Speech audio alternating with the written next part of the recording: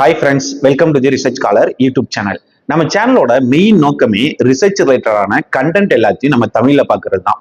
அதன்படி இன்னைக்கு நம்ம பார்க்க போற ஒரு முக்கியமான வீடியோ என்ன அப்படின்னா, நிறைய ஸ்டூடெண்ட்ஸுக்கு, அதாவது நியூவா ரிசர்ச் பண்ணக்கூடிய ஸ்டூடெண்ட்ஸ், அது யூஜி ஸ்டூடெண்ட்ஸா இருக்கலாம், இல்லைன்னா ஸ்காலர்ஸா இருக்கலாம், இல்லைன்னா எம்ஃபார்ம் ஸ்டூடெண்ட்ஸா இருக்கலாம், எல்லாத்துக்குமே வந்து என்ன பிரச்சனை அப்படின்னா, ஒரு ரிசர்ச் பேப்பரை நம்ம எப்படி ரீட் பண்ணணும், ஸ்டெப் பை ஸ்டெப் வந்து நம்ம எப்படி ரீட் பண்ணணும் அப்படிங்கிறதுல வந்து நிறைய பேருக்கு வந்து டவுட் இருக்கு. இன்னும் நிறைய பேர் என்ன அப்படின்னா, ரிசர்ச் பேப்பரை ரீட் பண்றத வந்து ஒரு ஏதோ நியூஸ் பேப்பரை ரீட் பண்ற மாதிரி, இல்லைன்னா ஸ்டோரி பேப்பரை ரீட் பண்ற மாதிரியோ, அப்படி இல்லை அப்படின்னா என்ன அப்படின்னா, ஒரு ரிசர்ச் பேப்பரை எப்படி ரீட் பண்ணணும்னு தெரியாதனால என்ன அப்படின்னா, ரிசர்ச் பேப்பர் ரீட் பண்றது ரொம்ப டிபிகல்ட்டா இருக்கு. இல்ல அப்படின்னா ரிசர்ச் பேப்பர்ல வந்து பாத்தீங்க அப்படின்னா நிறைய வந்து சயின்டிபிக் டேர்ம் வந்து யூஸ் பண்றாங்க, அதனால வந்து எனக்கு ரிசர்ச் பேப்பரை ரீட் பண்றது எப்படின்னே தெரியல, கஷ்டமா இருக்கு அப்படின்னு சொல்லிட்டு அந்த பேப்பரை படிக்காமே வந்து விட்டுருவாங்க. ஸோ இதனால அவங்க ரிசர்ச்ல வந்துட்டு சில பிரச்சனைகள்லாம் வருதுக்கான வாய்ப்புகள் அதிகம். ஸோ இன்னைக்கு இந்த வீடியோல நம்ம வந்து ஸ்பெசிபிக்கா என்ன பார்க்க போறோம்னா, ஒரு ரிசர்ச் ஆர்டிகல் இருக்குது அப்படின்னா அந்த ரிசர்ச் ஆர்டிகலை நம்ம ஸ்டெப் பை ஸ்டெப்பா எப்படி படிக்கணும் அப்படிங்கிறத பத்தி தான் பார்க்க போறோம். அதாவது எப்படி ரீட் பண்ணணுங்கிறத பத்தி தான் ஃபுல்லா பார்க்க போறோம். ஸோ இந்த வீடியோ கண்டிப்பா உங்க எல்லாத்துக்குமே யூஸ்ஃபுல்லா இருக்கும். ஓகே, ஒரு ரிசர்ச் ஆர்டிகலை பொறுத்த வரைக்கும் நம்ம எப்பயுமே வந்துட்டு ஃபர்ஸ்ட் நம்ம பார்க்க வேண்டியது என்ன அப்படின்னா, அந்த ரிசர்ச் ஆர்டிகளோட டைட்டில், அதுக்கப்புறம் அப்ஸ்ட்ராக்ட். இந்த ரெண்டை பார்த்த உடனே நம்ம வந்து அந்த ஆர்டிகல் மொத்த ஆர்டிகலையும் நம்ம படிக்கலாமா வேணாமா அப்படிங்கிறத இந்த ரெண்டு விஷயத்தை வச்சு கண்டுபிடிச்சலாம். எப்படி அப்படின்னா, ஒரு ரிசர்ச் ஆர்டிகளோட டைட்டில் நீங்க பார்த்த உடனே அந்த டைட்டில் வந்து நீங்க போக்கஸ் பண்ற ரிசர்ச் ஏரியாவுக்கு ரிலீவெண்டா இருக்கா அப்படிங்கிறத நீங்க செக் பண்ணிடலாம். அடுத்து அதோட அப்ஸ்ட்ராக்ட் பாத்தீங்கன்னு வச்சுக்கோங்களேன், அந்த அப்ஸ்ட்ராக்ட்ல வந்து பாத்தீங்கன்னா ரெண்டு விஷயம் இருக்கு. ஒன்னு ஃபேக்சுவல் அப்ஸ்ட்ராக்டா இருக்கலாம், இல்ல அப்படின்னா ஸ்ட்ரக்சரல் அப்ஸ்ட்ராக்டா இருக்கலாம். அந்த அப்ஸ்ட்ராக்ட்ல வந்து என்னெல்லாம் கொடுத்துருப்பாங்க அப்படின்னு பாத்தீங்கன்னா, இந்த ஸ்டடியை எதுக்காக பண்ணாங்க, என்ன பர்பஸ்க்காக இந்த ஸ்டடியை பண்ணாங்க, அந்த ஸ்டடியோட மெயின் எய்ம் என்ன, அந்த எய்முக்கு வந்துட்டு அவங்க என்ன மெத்தடாலஜி அடாப்ட் பண்ணியிருக்காங்க, அந்த மெத்தடாலஜிக்கு வந்து பாத்தீங்கன்னா மெயினான பைண்டிங்ஸ், கீ பைண்டிங்ஸ்லாம் வந்து என்னென்னலாம் வந்திருக்குது, அது போக வந்து அதை எப்படி கன்க்ளூட் பண்ணியிருக்காங்க இப்படிங்கிற விஷயம். அதாவது மொத்த ஸ்ட்ரக்சர், மொத்த ஆர்டிகளோட ஷார்ட்டர் வெர்ஷன் தான் வந்து அப்ஸ்ட்ராக்ட். அப்போ நீங்க அந்த அப்ஸ்ட்ராக்டை நீங்க ரீட் பண்ணி பாத்தீங்கன்னாலே உங்களுக்கு அந்த ரிசர்ச் ஒர்க் வந்துட்டு ஃபர்தரா வந்து உங்களுக்கு அதை ரீட் பண்ணலாமா வேணாமா அப்படிங்கிறத அதை வச்சு நீங்க சொல்லிடலாம். ஸோ எப்பயுமே வந்து நீங்க ஃபர்ஸ்ட் படிக்க வேண்டியது ஒரு ரிசர்ச் ஆர்டிகளோட டைட்டில். டைட்டில் வந்து உங்க ரிசர்ச் ஏரியாவுக்கு ரிலீவெண்டா இருந்துச்சுன்னா நீங்க அந்த டைட்டில் படிச்சுட்டு நீங்க அதுக்கு அடுத்து நீங்க அதோட அப்ஸ்ட்ராக்டை படிக்கலாம். அப்ஸ்ட்ராக்டை படிக்கும் போது அந்த அப்ஸ்ட்ராக்ட்ல வந்து பாத்தீங்க அப்படின்னா மொத்த ஸ்டடியோட ஒரு ஷார்ட்டர் வெர்ஷன் இருக்கும். அதாவது அந்த ஸ்டடியை வந்து ஏன் பண்ணாங்க, அந்த ஸ்டடியோட எய்ம் என்ன, அதோட மெத்தடாலஜி என்ன, மேஜரான மெத்தடாலஜி என்ன பண்ணிருக்காங்க, அந்த மேஜரான மெத்தடாலஜில வந்து கீ பைண்டிங்ஸ் என்னென்ன, அது போக வந்து பாத்தீங்க அப்படின்னா அது மூலமா அவங்க வந்து என்ன கன்க்ளூட் பண்றாங்க, இது எல்லாமே அந்த அப்ஸ்ட்ராக்ட்ல இருக்கும் போது நீங்க அந்த அப்ஸ்ட்ராக்டை மட்டும் படிச்சீங்கனாலே மேக்ஸிமம் வந்து அடுத்து நீங்க அந்த ஸ்டடியை படிக்கலாமா, அதாவது ஃபுல் பேப்பரை நீங்க ரீட் பண்ணணும் அவசியம் கிடையாது. ஃபர்ஸ்ட் அப்ஸ்ட்ராக்டை படிச்ச உடனே நீங்க வந்துட்டு இந்த ஃபுல் பேப்பரை நீங்க ரீட் பண்றதுக்கு அந்த பேப்பர் ஒர்த்தா இல்லையா அப்படிங்கறத நீங்க ஈஸியா கண்டுபிடிச்சிடலாம். சோ ஃபர்ஸ்ட் நீங்க பண்ண வேண்டியது அப்ஸ்ட்ராக்டையும் டைட்டிலையும் படிக்க வேண்டியதுதான். அடுத்து செகண்ட் பார்ட் என்ன அப்படின்னு பாத்தீங்கன்னா இன்ட்ரடக்ஷன் அப்படிங்கிறது. இந்த இன்ட்ரடக்ஷனை பொறுத்த வரைக்கும் மேஜரா இன்ட்ரடக்ஷன் பார்ட்ல என்ன இருக்கும் அப்படின்னு பாத்தீங்கன்னா, ரிசர்ச் ப்ராப்ளம் என்ன அப்படிங்கிறது, அந்த ரிசர்ச் ப்ராப்ளத்துக்கு வந்து பாத்தீங்க அப்படின்னா லிட்ரேச்சர் என்னெல்லாம் வந்து எக்ஸிஸ்டன்ட் ஸ்டடிஸ் வந்து என்னெல்லாம் பண்ணிருக்காங்க அப்படிங்கிறது, அது போக வந்து ரிசர்ச் கேப் என்ன இருக்கு, அது போக உங்களோட மெயின் எய்ம் என்ன, இது எல்லாத்தையுமே தான் வந்து இன்ட்ரடக்ஷன் பார்ட்ல கொடுத்துருப்பாங்க. ஃபார் எக்ஸாம்பிள், நீங்க வந்து உங்களோட ரிசர்ச் ஏரியா வந்து ஒரு டயபெட்டிஸ்க்கு நீங்க வந்து ஒரு மருந்து கண்டுபிடிக்கிறீங்க அப்படின்னு வச்சுக்கோங்களேன். அப்போ உங்களோட இன்ட்ரடக்ஷன், நீங்க ஒரு படிக்கக்கூடிய ஒரு ஆர்டிகல், ரிசர்ச் ஆர்டிகளோட இன்ட்ரடக்ஷன் என்னவா இருக்கும் அப்படின்னு பாத்தீங்கன்னா, டயபெட்டிஸ்னா என்ன, அது ரிசர்ச் ப்ராப்ளத்தை பத்தி டிஸ்கஸ் பண்ணிருப்பாங்க. அந்த டயபெட்டிஸ்க்கு என்ன மாதிரியான ட்ரீட்மெண்ட்லாம் மார்க்கெட்ல இருக்கு, அந்த ட்ரீட்மெண்ட் மார்க்கெட்ல இருக்கு பாத்தீங்கன்னா, அந்த மார்க்கெட்ல இருக்கிறதுல என்ன ப்ராப்ளம் இருக்கு, அந்த ப்ராப்ளத்துக்கு மார்க்கெட்ல மட்டும் இல்லாம ரிசர்ச்ல வந்து எந்த மாதிரியான சொல்யூஷன்லாம் இதுவரைக்கும் கொடுத்துருக்காங்க, என்னெல்லாம் பண்ணல அப்படிங்கிற ஐடென்டிபிகேஷன், அதனால நாங்க இந்த ஒர்க்கை வந்து பண்ண போறோம் அப்படின்னு சொல்லிட்டு எய்ம். சோ இந்த மாதிரியா வந்து கொடுத்துருக்கிறதா வந்து இன்ட்ரடக்ஷன் பார்ட். சோ நீங்க இன்ட்ரடக்ஷன் பார்ட்டை நீங்க படிச்சீங்க அப்படின்னாலே வந்து இந்த ஸ்டடியை வந்து அவங்க ஏன் என்ன பர்பஸ்க்காக வந்து இந்த ஸ்டடியை வந்து செலக்ட் பண்ணாங்க, இந்த ஸ்டடியோட ஸ்கோப் என்ன அப்படிங்கிறது ஃபுல்லாவே வந்து உங்களுக்கு இன்ட்ரடக்ஷன் பார்ட்ல வந்து கிடைச்சிடும். சோ இன்ட்ரடக்ஷன் பார்ட்டை நீங்க படிக்கிறத பொறுத்த வரைக்கும் வந்து பாத்தீங்கன்னா அதோட ரிசர்ச் ப்ராப்ளம் என்ன, அந்த ரிசர்ச்சோட கேப் என்ன, ரிசர்ச் கேப் என்ன அப்படிங்கிறது, அது போக வந்து இதோட எய்ம், மெயின் எய்ம் என்ன அப்படிங்கிறது தெரிஞ்சுக்கிறதுக்காக வந்து பாத்தீங்கன்னா இன்ட்ரடக்ஷன் பார்ட் அப்படிங்கிறது, அதாவது ஒரு ஸ்டடியோட பேக்ரவுண்ட் ஒர்க் தான் வந்து இன்ட்ரடக்ஷன் பார்ட்.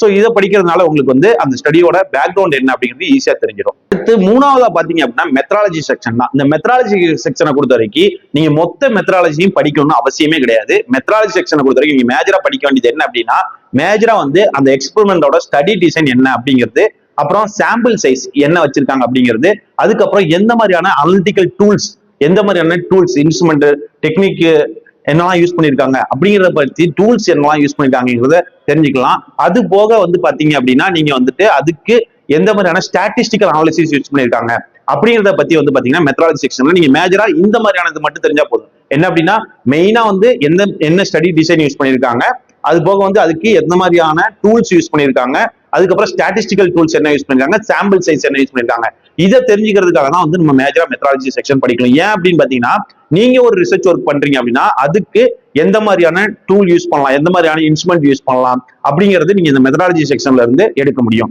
சோ இந்த மாதிரி நீங்க வந்து உங்களோட ரிசர்ச்சை ரிலேட் பண்ணி அதுக்கு ரிலேட்டடா இருக்கிற இன்ஸ்ட்ருமெண்ட்ஸா இருந்தாலும் சரி, ஒரு டிசைனா இருந்தாலும் சரி, எதுவா இருந்தாலும் சரி, நீங்க மெத்தடாலஜி செக்ஷன்ல இருந்து எடுக்கலாம். இதுவே உங்களுக்கு ரிலேவெண்டா இல்ல அப்படின்னா நீங்க மெத்தடாலஜி செக்ஷன்ல வந்துட்டு மத்ததெல்லாம் நீங்க வந்து பெருசா தெரிஞ்சுக்கணும்னு அவசியம் கிடையாது.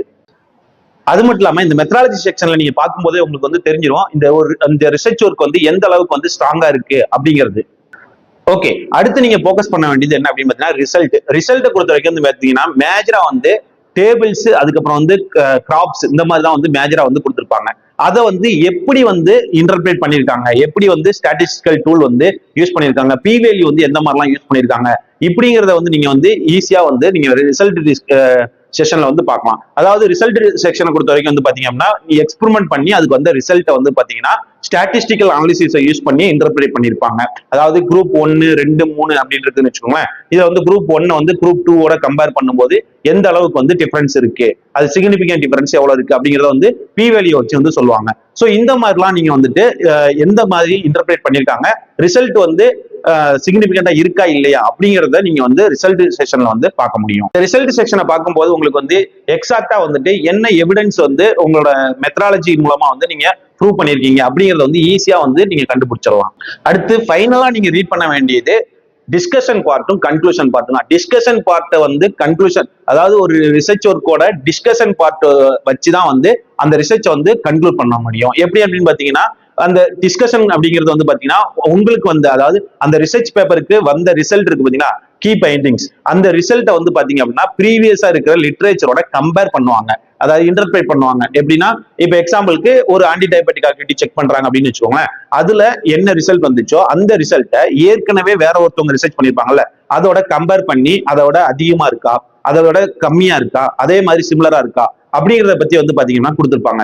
சோ ஒரு ரிசர்ச் ஒர்க்கோட டிஸ்கஷன் பார்ட்டை நீங்க படிக்கும் போது ஈஸியா நீங்க வந்துட்டு அந்த ஸ்டடி வந்து இதுக்கு முன்னாடி சிமிலரா என்ன மாதிரிலாம் பண்ணிருக்காங்க, அது போக வந்து எப்படி வந்து டிஸ்கஷன் பார்ட்ல வந்துட்டு ஆத்தர் வந்து அதை டிஸ்கிரைப் பண்ணிருக்காங்க, எப்படி வந்து ஜஸ்டிஃபை பண்ணிருக்காங்க, அவங்களோட ரிசல்ட் வந்து கரெக்ட் அப்படிங்கறத வந்து எப்படி ஜஸ்டிஃபை பண்ணிருக்காங்க அப்படிங்கிறதையும், அது போக வந்து அந்த ஸ்டடியோட லிமிடேஷன்ஸ் என்னென்னலாம் இருக்கு அப்படிங்கிறதையும் வந்து நம்ம வந்து கண்டுபிடிக்க முடியும். நிறைய ரிசர்ச் பேப்பர்ல வந்து பாத்தீங்கன்னா லிமிடேஷன்ஸ் வந்து கொடுத்துருப்பாங்க.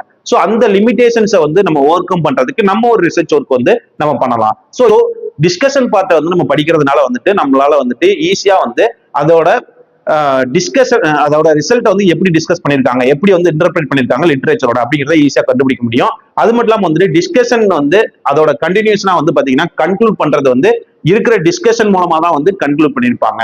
சோ கரெக்டா வந்து கன்க்ளூட் பண்ணிருக்காங்களா அப்படிங்கறத நம்ம வந்து ஈஸியா வந்து படிக்க முடியும். சோ இந்த மாதிரியா தான் வந்து நம்ம ஒரு ரிசர்ச் பேப்பர் வந்து மேஜரா வந்து டாப்ல இருந்து பாட்டம் வரைக்கும் நம்ம வந்து படிக்கணும். அதாவது ஃபர்ஸ்ட் நம்ம டைட்டில், அப்புறம் அப்ஸ்ட்ராக்ட், அப்புறம் இன்ட்ரோடக்ஷன், அப்புறம் மெத்தடாலஜி செஷன், அப்புறம் ரிசல்ட் அண்ட் டிஸ்கஷன் செஷன் வந்து படிக்கணும். அதுக்கு அப்புறம் வந்து நம்ம கன்க்ளூட் பண்ணணும்.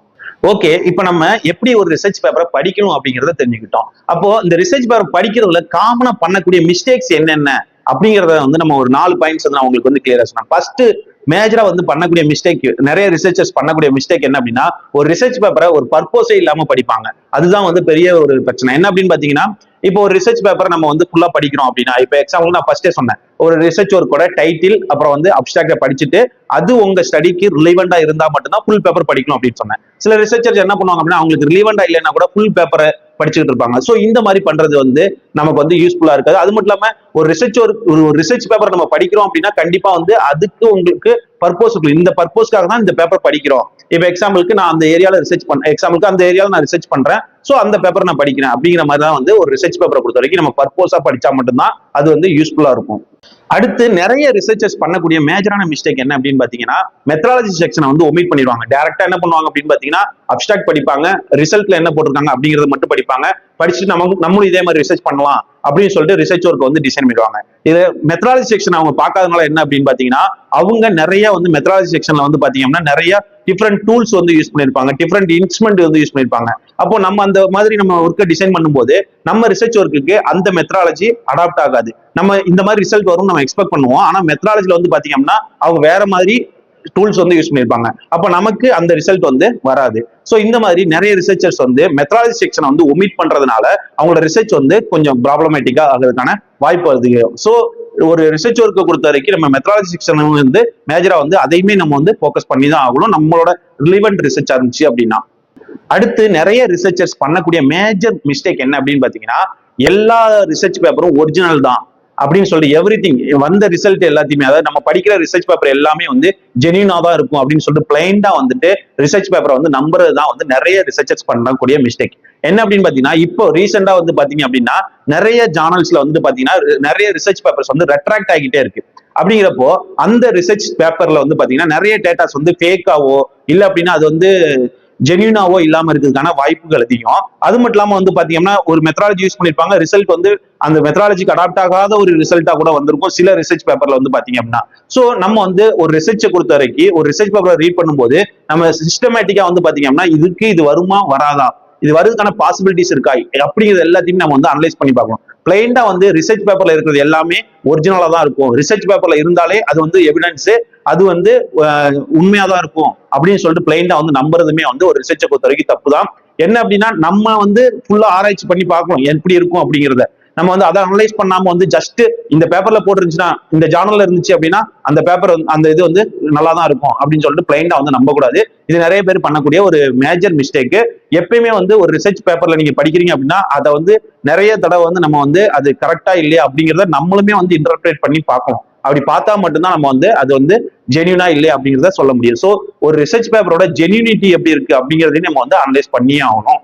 இது வந்து ஒரு பெரிய மிஸ்டேக். அது போக வந்து நிறைய ரிசர்ச்சர்ஸ் பண்ணக்கூடிய மேஜர் மிஸ்டேக் என்ன அப்படின்னு பாத்தீங்கன்னா, ஒரு ரிசர்ச் பேப்பரை ரீட் பண்றதுக்கு முன்னாடி அந்த ரிசர்ச் பேப்பர் பப்ளிஷ் ஆன ஜார்னலோட குவாலிட்டியை வந்து கண்டிப்பா வந்து செக் பண்ணி பார்க்கணும். ஏன் அப்படின்னு பாத்தீங்கன்னா நிறைய பிரிலேட்டரி ஜார்னல்ஸ்ல வந்து பாத்தீங்க அப்படின்னா ஜென்யூனிட்டி இல்லாத ரிசல்ட் வந்து பப்ளிஷ் ஆகும். அதாவது ஜென்யூனிட்டி இல்லாம ரிப்போர்ட் வந்து நிறைய பப்ளிஷ் ஆகும். சோ எப்பயுமே நம்ம வந்து ஒரு ரிசர்ச் பேப்பரை ரீட் பண்றோம் அப்படின்னா அந்த ரிசர்ச் பேப்பர் அட்லீஸ்ட் நல்ல இண்டெக்சிங் இருக்காது. எக்ஸாம்பிளுக்கு வந்து பாத்தீங்கன்னா ஸ்கோபஸோ இல்ல அப்படின்னா வெப் ஆஃப் சயின்ஸோ இண்டெக்சிங் ஆயிருக்கா அப்படிங்கிற இண்டெக்சிங் இருக்கு அப்படிங்கிறதையும் நம்ம வந்து கண்டிப்பா செக் பண்ணி பார்க்கணும். அது மட்டும் இல்லாம அந்த ஜார்னலோட குவாலிட்டி எப்படி இருக்கும் அப்படிங்கிறதையும் நம்ம வந்து செக் பண்ணி பார்க்கணும். அப்படி செக் பண்ணி பார்த்தா மட்டும்தான் அந்த பேப்பர் வந்து எந்த அளவுக்கு ஜென்யூனா இருக்கும் அப்படிங்கிறத நம்ம சொல்ல முடியும். ஸோ எப்பயுமே வந்து ஒரு ரிசர்ச் பேப்பரை ரீட் பண்றோம் அப்படின்னா அந்த ஜார்னலோட குவாலிட்டியும் நம்ம வந்து அதுக்கு முன்னாடி நம்ம அனலைஸ் பண்ணி பார்த்துருக்கணும். ஸோ இந்த மாதிரியான சில மிஸ்டேக்ஸ் எல்லாம் வந்துட்டு நம்ம ஒரு ரிசர்ச் பேப்பரை ரீட் பண்றதுல வந்துட்டு நம்ம மிஸ்டேக்ஸ் எல்லாம் வந்து பண்றோம். ஸோ அதை எல்லாத்தையும் நம்ம அவாய்ட் பண்ணோம் அப்படின்னா நம்மளோட ரிசர்ச்சை வந்து கண்டிப்பா வந்து நம்ம அடுத்த ஸ்டேஜுக்கு வந்து கொண்டு போக முடியும். ஸோ இந்த வீடியோ வந்து கண்டிப்பா வந்து